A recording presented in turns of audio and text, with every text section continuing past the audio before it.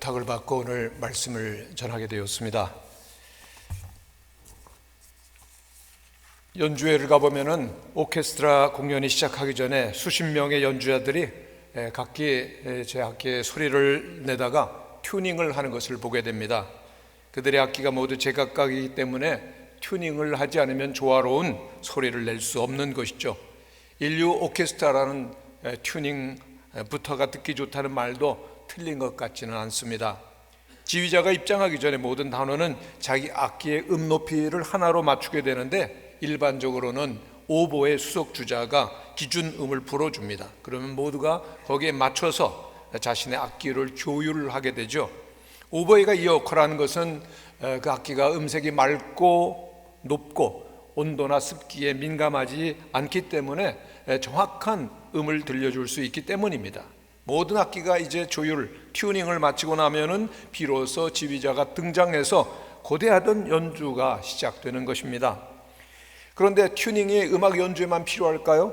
생각해보면 우리의 삶도 인생도 오케스트라와 다르지 않습니다. 새로운 출발을 위해서 꼭 예외 없이 필요한 것은 바로 튜닝이죠. 우리의 삶의 가치와 목적과 자세 등을 반드시 점검해야 되는 것입니다.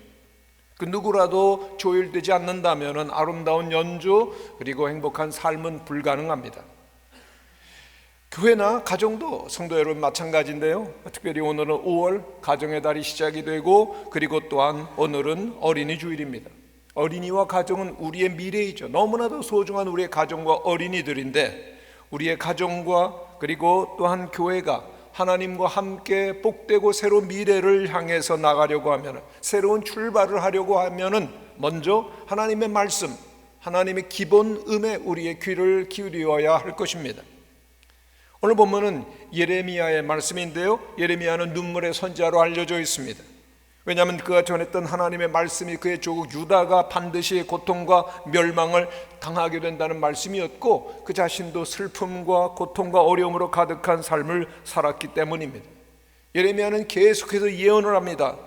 이스라엘이 하나님 앞에 저지른 범죄 때문에 심판을 받을 것이다. 나라는 완전히 망하게 될 것이고 누구도 도울 수 없다 예언을 합니다. 그리고 그 예언대로 유다는 바벨론 제국의 공격을 받아서 비참하게 멸망합니다. 끝입니다. 그런데 예레미야 예언은 심판과 종말로만 끝나지 않습니다. 사람의 눈으로 보기에는 회복이 전혀 불가능한 종말 끝이지만은 하나님께서는 약속하십니다. 이스라엘을 구원하리라, 회복하시리라. 그리고 그 언약을 가리켜서 오늘 40절에 보면 하나님의 영원한 언약이라고 말씀하십니다. 한번 따라 하시기를 바랍니다. 하나님의 영원한 언약. 하나님께서 영원한 언약을 주셔서 우리를 반드시 돌아오게 하신다, 회복시켜 주신다, 구원하신다는 것입니다. 그렇습니다. 하나님께서 당신의 백성에게 바라시는 것이 있는데 언제나 하나님을 믿고 신뢰하며 의지하며 모든 두려움과 불안을 이기고 미래를 향해 나아가라고 하는 것입니다. 오늘 우리 교회와 성도들과 가족들이 함께 하나님과 함께 미래를 향해서 나아가기를 원한다면 해야 할 일, 하나님의 영원한 언약을 붙들고 나가야 되는 것이죠. 그렇다면 하나님의 영원한 언약은 구체적으로 무엇입니까? 첫째로 하나님의 영원한 언약은 우리를 구원하시며 우리를 반드시 돌아오게 하신다는 것입니다. 하나님은 살아계십니다. 하나님은 우리를 반드시 회복시켜 주십니다. 우리들이 어떠한 상황과 어려운 가운데 있다 할지라도 하나님께서는 우리를 구원하시리라고 하는 것을 우리는 마음을 다해서 믿어야 되는 것이죠. 예레미야를 통해서 하나님은 선포하십니다. 보라, 내가 노여움과 분함과 큰 분노로 그들을 쫓아보냈던 모든 지방에서 그들을 모아들여 이곳으로 돌아오게 하여 안전하게 살게 할 것이라. 그들은 내 백성이 되겠고 나는 그들의 하나님이 될 것이며 그랬습니다. 계속해서 하나님께서는 예레미야를 통해서 반복해 주십니다. 하나님은 약속을 반복하십니다. 예레미야 46장에서도 내 종 야곱아 두려워 말라, 내가 너를 먼 곳에서 구원하며 내 자손을 포로된 땅 안에서 구원하리니 말씀하십니다. 하나님께서는 세계 정치 한 복판 가운데서 심히 두려워하고 있는 미약한 하나님의 나라, 그 유다 백성들 위로하시는 것입니다. 그들이 어땠습니까? 하나님 앞에 계속해서 불순종하고 타락했기 때문에 심판이 확정됐습니다. 나라가 망합니다. 그들에게 미래가 끝난 것처럼 보이는데 하나님은 아니다, 내가 너희를 반드시 회복시키리라, 구원하시리라고 영원한 언약을 주십니다. 무슨 뜻입니까? 끝이 아니라 시작이라고 하는 것입니다. 한번 따라 하시기를 바랍니다. 끝이 아닙니다. 절대로 끝이 아닙니다. 하나님이 함께 계신다면. 나라가 무너졌습니다. 백성들이 흩어집니다. 모든 것이 끝났다 생각할지라도 하나님이 계시면, 하나님을 만나면, 하나님이 일하시면 새로운 미래는 열리게 되는 것이죠. 오늘 36절은 그러나로 시작합니다. 그러나 칼과 기근과 전염병으로 바벨론에게 망하게 되었는데 그러나가 있다는 것입니다. 세상적으로 생각해 보면 도저히 반전이 불가능한 상황입니다. 절망적입니다. 정말 끝입니다. 전쟁과 기근과 전염병으로, 그리고 나라가 멸망했습니다. 그 누구도 다시 일어날 수 없는 어려운 큰 재난이 아닐 수가 없는 것이죠. 그러나 그런 비극적인 상황 속에서도, 그런 비극적인 소식이 들려옴에도 불구하고 그러나가 있고 영원한 언약이 있다는 것입니다. 어떻게 그럴 수가 있죠? 그 소식이 바로 지식과 능력의 근원이 되시는 천지를 만드신 하나님께로부터 오는 소식이기 때문입니다. 유다는 하나님의 말씀처럼 이후 바벨론의 공격을 받고 멸망합니다. 그리고 70년 동안 그곳에서 포로 생활을 합니다. 그런데 놀랍게도 그들이 다시금 일어나게 됩니다. 회복해서 예루살렘으로 돌아오게 됩니다. 이스라엘처럼 심히 작은 나라가 완전히 멸망하지 아니하고 회복되고 일어서서 세움을 받고 돌아오게 된다는 것, 불가능하고 어려운 일인데 하나님께서는 살아계시기에, 하나님께서는 전능하시기에 그 영원한 언약을 이루어 주신 것입니다. 여러분, 예루살렘이라고 하는 것은 단순히 지리적인 이스라엘만을 의미하지 않습니다. 그 예루살렘, 지리적인 예루살렘만이 아니라 하나님을 믿는 모든 사람들이 오늘 영적인 이스라엘이 되는 것처럼 영적인 예루살렘은 오늘 하나님의 나라, 오늘 하나님의 교회, 바로 우리들을, 여러분을 가리키는 것입니다. 하나님께서는 바벨론에 의해 흩어졌던 이스라엘을 다시금 세우시고 회복시키신 것처럼 오늘 반드시 우리 성도들과 우리의 가족들과 그리고 우리의 가정을, 우리의 교회를 회복시키실 것을 믿으시기를 간절히 바랍니다. 그것이 영원한 언약이기 때문입니다. 저는 2019년 12월 15일 은퇴를 했습니다. 은퇴를 하니까 은퇴가 정말 어려웠습니다. 여러분 은퇴하셨어요? 안 하셨으면 말을 하지 마십시오. 정말 은퇴가 어려워요. 모든 일들이 다 끝나고 진짜 끝났습니다.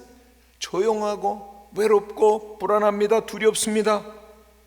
한 목사님께서 은퇴를 하고 나시니까 100km로 달리던 차에서 내려가지고 벌판에 우두커니 가만히 서 있는 것 같다고 그러셨는데 정말 그렇습니다.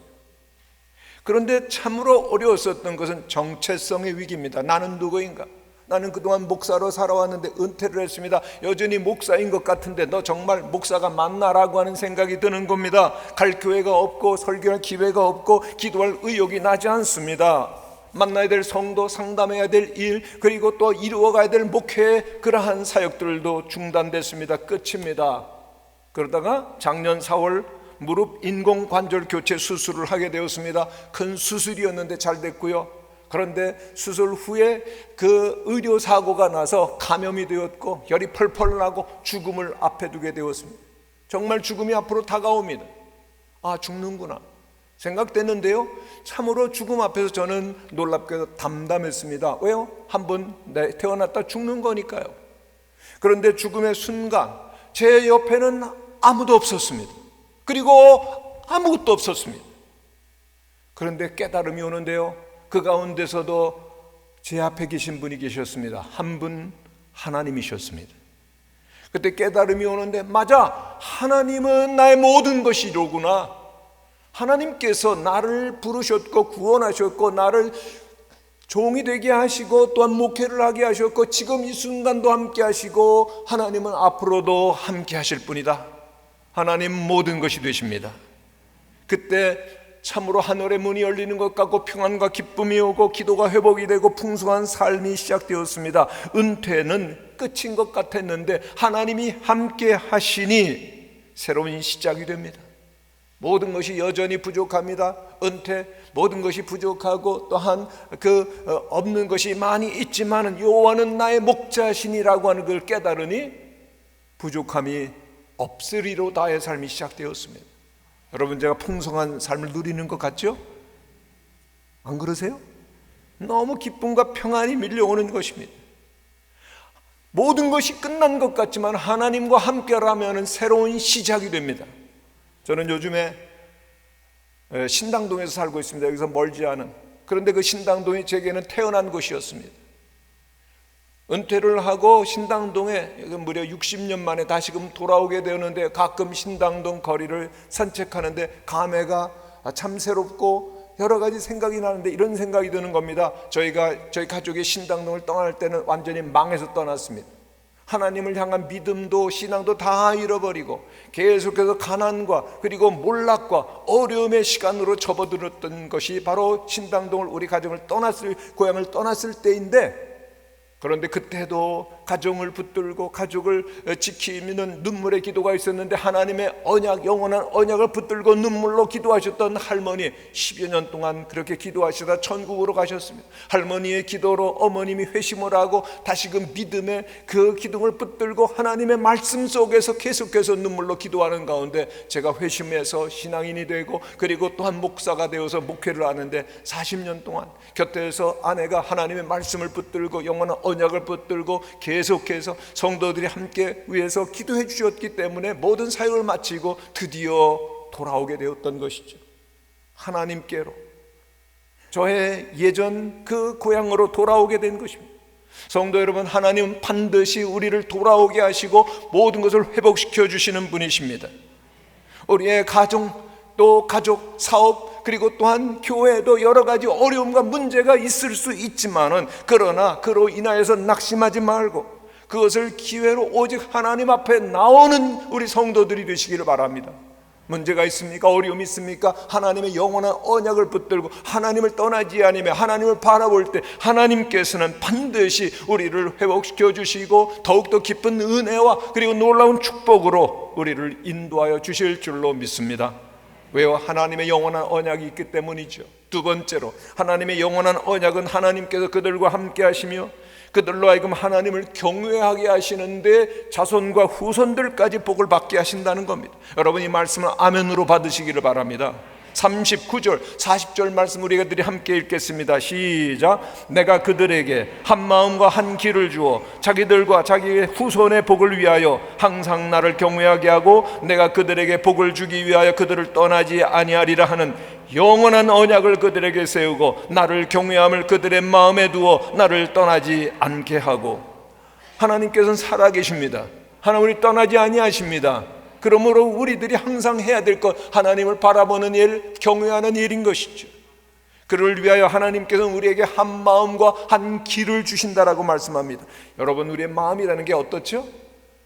여러분, 마음이 어떻습니까? 너무나도 쉬 무너지고 상처받고 그리고 치우치고 그리고 나뉘어지고 그리고 잘못된 길로 갈 수가 있습니다. 그러나 하나님께서는 얼마 약속하십니다. 한 마음과 한 길을 주실 것이다. 여러분, 오늘 우리들이 한 마음이 되고 한 길로 갈 수만 있다면 얼마나 놀라운 생애가 펼쳐질까요? 여러분, 부부의 마음이 하나가 되어진다면 그 가정은 천국과 같이 될 줄로 믿습니다. 여러분, 부모와 자녀의 마음이 하나가 되어지고 한 길로 갈 수 있다면 그 가정은 형통한 길로 나아갈 것입니다. 오늘 우리 모든 성도들이 한 마음이 되어서 한 길로 간다면 교회는 놀라운 역사를 이루고 새로운 부흥을 경험하게 될 줄로 믿습니다. 하나님께서는 놀라운 언약을 주시지요. 감당할 수 없는 축복을 오늘 부어주시기를 원하시는 것입니다. 무엇이죠? 한 마음과 한 길로 가게 하되 하나님을 항상 경외하게 하겠노라고 말씀하십니다. 우리는 여기에서 한 마음과 한 길을 주시는 예수 그리스도를 우리들이 생각하게 되어지는데, 예수님은 요한복음 14장 6절에서 말씀하십니다. 내가 그 길이요 진리요 생명이니 나로 말미암지 않고는 아버지께로 올 자가 없느니라. 우리가 가야 할 길 예수 그리스도입니다. 우리들이 가져야 될 마음 바로 예수 그리스도이십니다. 예수 그리스도와 함께하며 예수 그리스도와 동행한다면 우리들은 반드시 하나님께로 그리고 또한 천국으로 나가게 될 줄로 믿습니다. 내 생각, 내 마음, 내 뜻, 내 욕심대로 행하는 것이 아니라 그리스도 예수의 마음을 품고 주님과 함께 길을 건너라면 우리들은 하나님 앞에서 우리를 떠나지 아니하시고 늘 함께 하시는 하나님을 바라보며 예배하며 하늘이 열리며 놀라운 하나님의 영광과 축복이 우리에게 계속되는 것을 발견하게 될 것입니다. 예수님의 마음은 어떤 마음이죠? 예수님은 나는 마음이 온유하고 겸손하다라고 말씀하셨습니다. 또 빌립보서 2장에 보면 이런 말씀인데 함께 읽겠습니다. 시작. 마음을 같이하여 같은 사랑을 가지고 뜻을 합하여 한 마음을 품어 아무 일에든지 다툼이나 허용으로 하지 말고 오직 겸손한 마음으로 각각 자기보다 남을 낮게 여기고 각각 자기 일을 돌볼 뿐더러 또한 각각 다른 사람들의 일을 돌보아 나의 기쁨을 충만하게 하라. 너희 안에 이 마음을 품으라. 곧 그리스도 예수의 마음이니. 할렐루야. 성도 여러분, 우리가 예수 그리스도의 마음을 품는다면 우리들은 하나가 될 것이고 또 함께 하나님께 나아가게 될 것이며 하나님을 경외하며 하나님을 예배하며 하나님께서 하늘의 문을 여시고 우리와 우리의 후손들에게 복을 주시며 떠나지 아니한다는 영원한 언약이 오늘 이루어지게 될 줄로 믿습니다. 놀라운 축복입니다. 놀라운 언약입니다. 오늘날 코로나로 너무나도 많은 사람들이 어려움을 당합니다. 사람들을 만날 수도 없고 만나서도 안 됩니다. 우리들이 할 일도 자꾸만 없어지는 것 같고 두렵고 외롭고 그리고 불안합니다. 그래서 코로나 블루, 코로나 우울증이라는 말도 생겨납니다. 그런데 은퇴한 사람의 입장에서 보니까요, 하나님께서는 세상 모든 사람들을 은퇴 준비를 시키시는 것 같아요. 외로운 곳으로, 부족한 곳으로, 위험한 곳으로, 광야로 보내시는 거죠. 코로나 시대 모두가 광야로 나간 것 같습니다. 그런데 광야에서 어떻게 지내시는지요? 다윗은 하나님께 기름 부음 받은 왕이었지만은 그는 사울의 미움을 받고 광야로 나갑니다. 위험하고 외롭고 두려웠지만 그는 놀랍게도 그곳에 계신 하나님을 만나며 하나님을 경외하며 찬송하며 예배하는 자가 되어집니다. 그래서 그는 노래합니다. 하나님은 나의 피난처가 되십니다.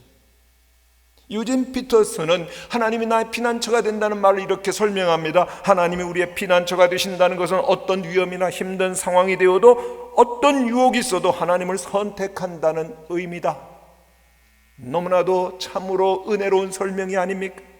광야이지만은 하나님을 나의 피난처로 삼는 자가 있습니다. 그런데 광야를 생각하면 다윗이 그 광야로 나간 것을 알고 분노 가운데 쫓아갔었던 사울 왕을 생각합니다. 그도 똑같이 광야에 있었지만 그가 어떻게 살아갑니까? 분노와 살인과 그리고 권력과 탐욕의 노예가 되어서 그는 계속해서 사람을 쫓아가는 자가 되어집니다.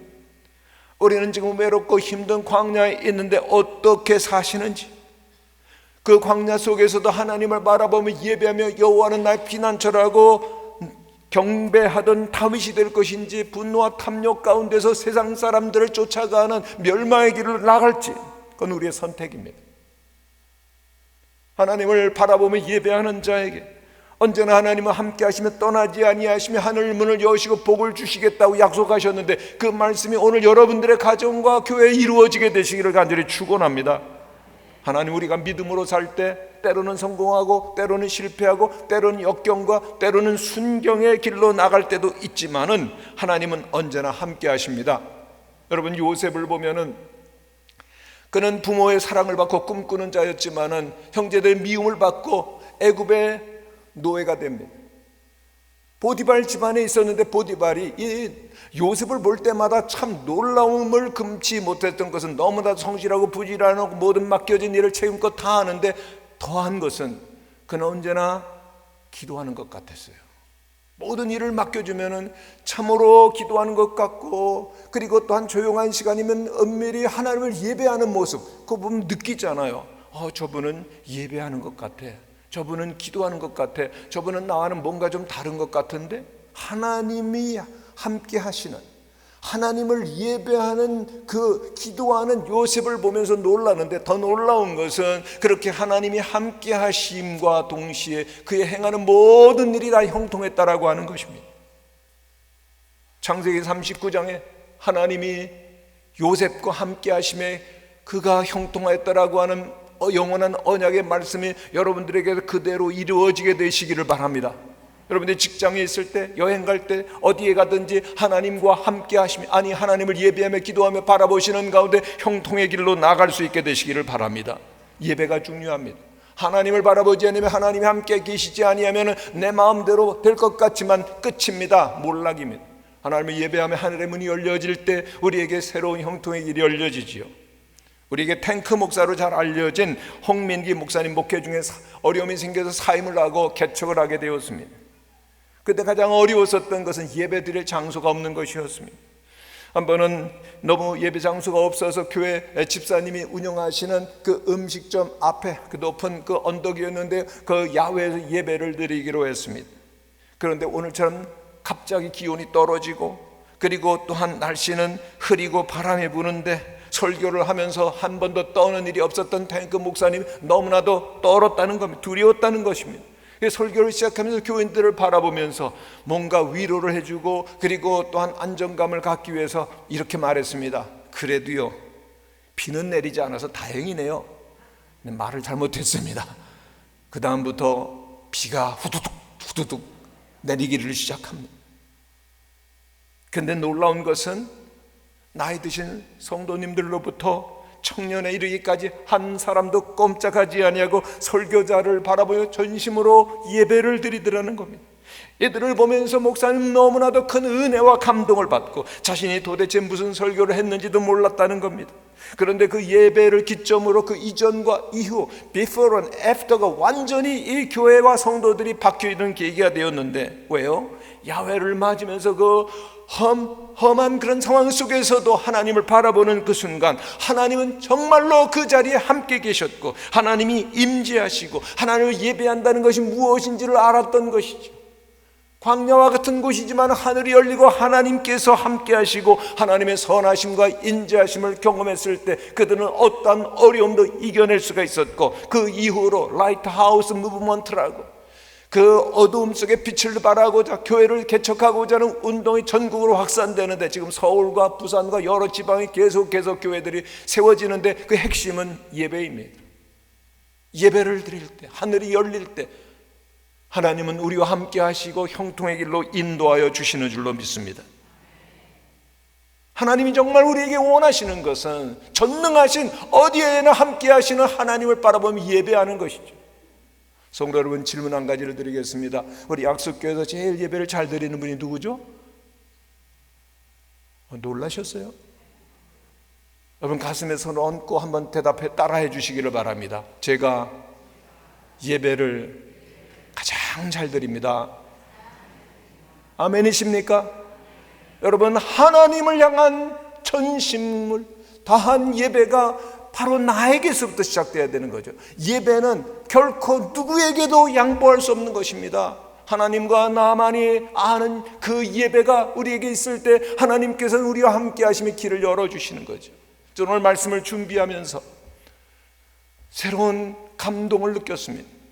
왜냐하면 제가 은퇴한 다음에 어디서 예배를 드릴까 그러는데 우리 박원빈 목사님께서 약속교회 와서 예배를 드리세요 그러셨어요.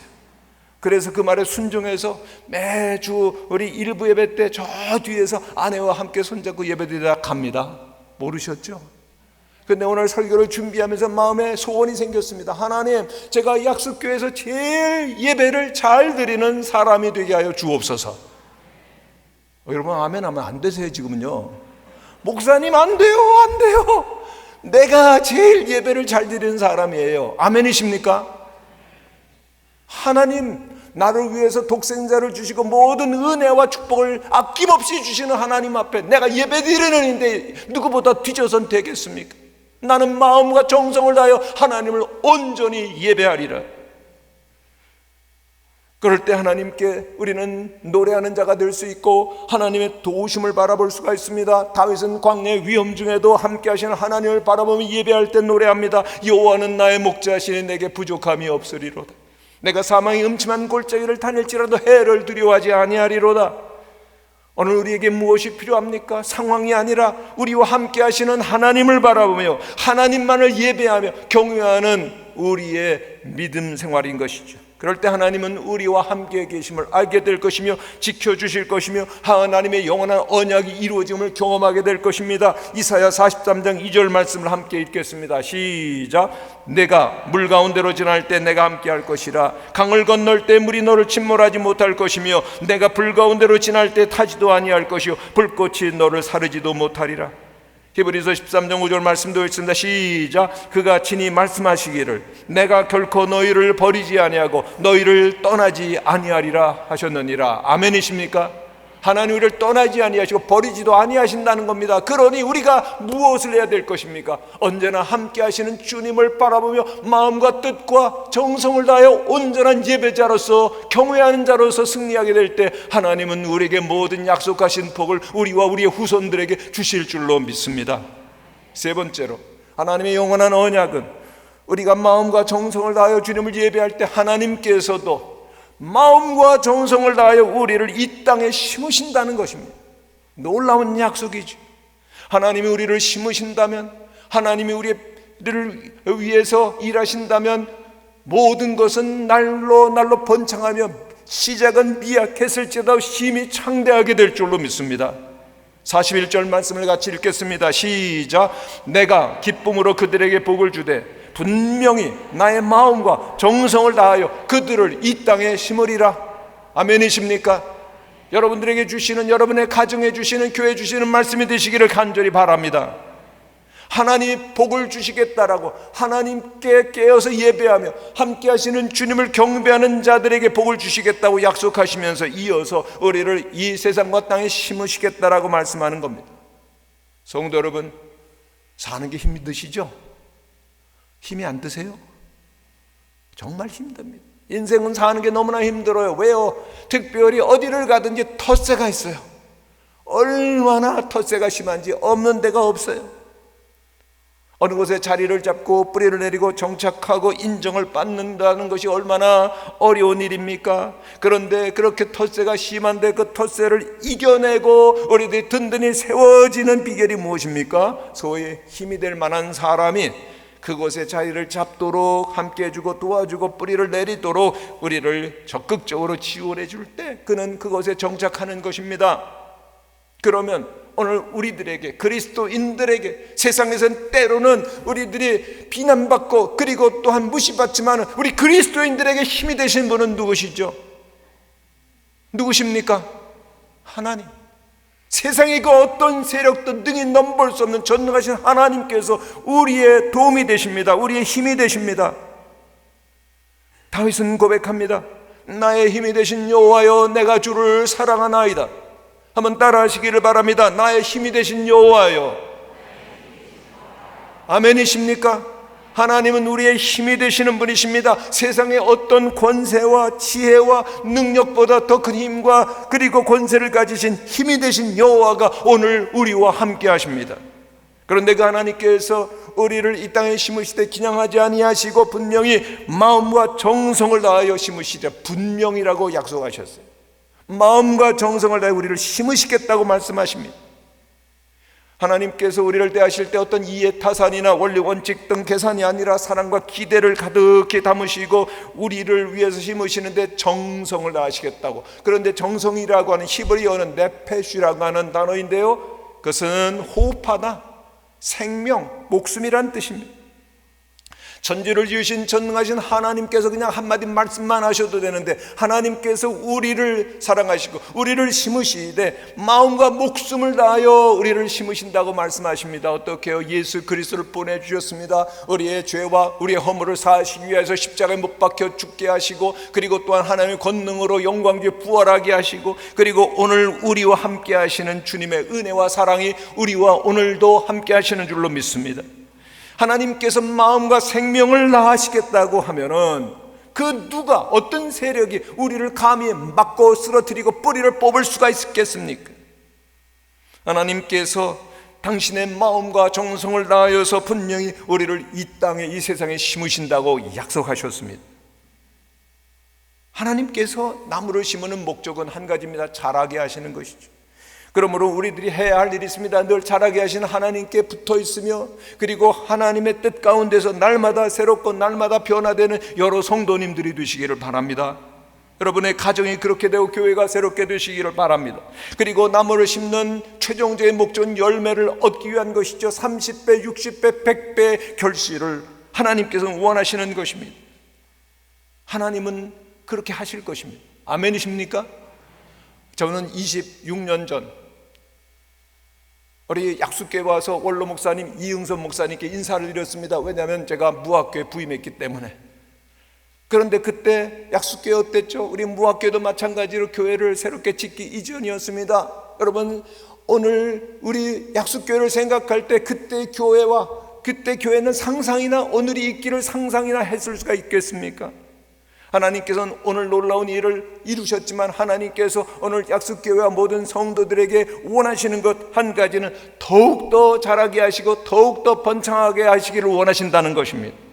30년, 60년, 100년 뒤에도, 올해보다도 내년보다도 더욱더 10년 뒤가, 30년 뒤가, 60년 뒤가, 100년 뒤가 더욱더 성장하고 자라가는 교회, 후손들을 위해서, 우리의 자녀들을 위해서 더욱더 아름답게 세워져가는 우리 약수교회가 되기를 원하시는 성도들이 누구십니까? 오늘 우리들이 돼야 되죠. 여러분들에게 약수교회 미래는 열려 달려져 있습니다. 서울대 종양내과 전문의 김봉섭 교수님이 어떤 죽음이 삶에게 말했다라고 하는 책을 쓰셨습니다. 교수님은 죽음을 앞둔 여러 환자들을 마주하게 되는데, 그 환자들로부터 선생님, 박사님, 의사 선생님 10년만 더 살게 해주세요 라고 하는 부탁을 종종 받는다는 겁니다. 그러면 교수님은 그들에게 질문한데 10년 더 살아서 뭐 하시게요? 그럼 대답을 잘 못하신다. 그런데 여러분들은 어떠십니까? 더 살기를 원하세요? 10년, 20년, 30년 더 살아서 무엇 하시게? 그런데 하나님께서는 오늘 우리들을 이 땅에 심으시겠다고, 우리의 후손들을 이 땅에 심으시겠다고 영원한 언약을 주셨습니다. 그렇기 때문에 여러분들의 가정은 신앙의 명문 가정이 되어서 여러분들의 후손은 여러분보다 더 잘 되시고 하나님 앞에 영광을 돌리는 사람들이 되어야 할 줄로 믿습니다. 하나님이 세우신 계획이기 때문입니다. 하나님께서 세우시고 하나님께서 축복하시고 번창하게 원하시는 여러분들의 가정과 교회 가운데 자라나는 어린이들에게 여러분들이 해야 될 일이 있는데, 하나님을 뜨겁게 사랑하며 기도하며 예배드리며 교회를 사랑하며 희생하며 헌신하는 모범, 우리 교회에서 제일 하나님을 사랑하며 교회를 사랑하는 분은 우리 아버지 엄마야라고 하는 인정을 여러분들이 받으시게 되시기를 바랍니다. 그럴 때 자녀들이 그것을 보고 하나님 앞에서 아름답게 풍성한 삶을 살아갈 것이 아닙니까? 저는 손녀가 둘이 있습니다. 셋인데요. 둘이 있는데 이 둘이 셋이고 둘은 자매입니다. 상황을 아시겠죠? 그런데 4살 된 손녀와 6살 된 그 손녀 언니가 얘기하는 이야기를 듣고 마음이 찌릿하고 은혜를 받았습니다. 어느 날 동생이 묻습니다. 엄마에게, 엄마, 모세의 엄마 이름이 뭐예요? 엄마가 웃으면서 요게벳이지 그랬습니다. 그랬더니 동생이 이렇게 엄마에게 말합니다. 엄마, 이상하게 자꾸만 그 모세 엄마 이름이 생각이 안 나요. 그랬는데 그것을 방 안에서 듣고 있었던 언니가 이렇게 대답하더라는 겁니다. 예, 그 몰라도 되는데 하나님만 안 잊어버리면 돼. 얼마나 제 마음속에 감동이 오는지요. 그 어린 손녀의 마음속에 누가 계시죠? 하나님이 계시죠. 어렵지만 하나님과 함께 하려고 하는 부모의 신앙을 그대로 마음속에 두고 하나님과 함께하는 그 손녀를 볼 때 얼마나 감격이 밀려오는지요. 여러분, 그렇습니다. 하나님만 안 잊어버리면 됩니다. 하나님의 영원한 언약이 우리와 함께 하십니다. 우리는 지금 코로나라고 하는 우울한 시간, 너무나도 힘든 시간을 보내고 있습니다. 그리고 이러한 상황 속에서 우리는 가족의 달, 어린이 주일을 맞이하고 있는데, 하나님의 기본 하나님의 말씀으로 우리의 가정과 우리의 영혼과 교회를 조율하는 시간이 되시기를 바랍니다. 하나님 우리에게 영원한 언약을 주셨습니다. 하나님이 늘 함께 하시니 우리는 반드시 돌아오리라, 회복될 것이다. 하나님이 함께 계시니 언제나 하나님을 예배하고 경배하는 자들이, 하나님이 함께 계시니 하나님이 우리와 우리의 가족과 후손을, 우리의 교회를 이 땅에 심으시고 날로 창대케 하리라고 하시는 약속을 이루어 가시는, 믿음으로 지켜나가시는 우리 모든 성도님들과 가족과 교회가 되시기를 간절히 축원합니다. 기도하겠습니다.